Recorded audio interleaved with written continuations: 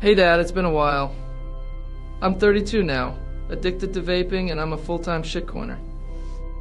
I know I probably look different than last time we saw each other. It's cool, Dad, it's cool. Long story short, I got roasted on Telegram, and someone called me a sandal. And I thought, nah, I don't want to be a sandal.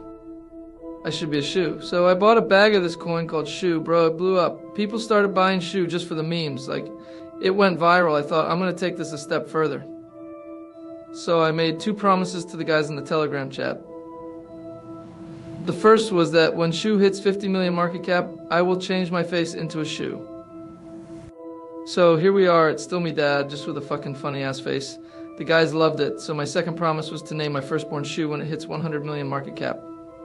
Wait a second. Yeah, here we go. So meet your grandson, Shoe. Say hi to Grandpa.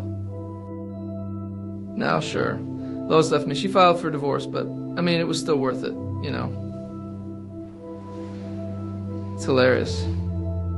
It's just a friggin' shoe, man. How sick is that, Dad? Are you proud of me? Miss you, Dad. Love you. Bye.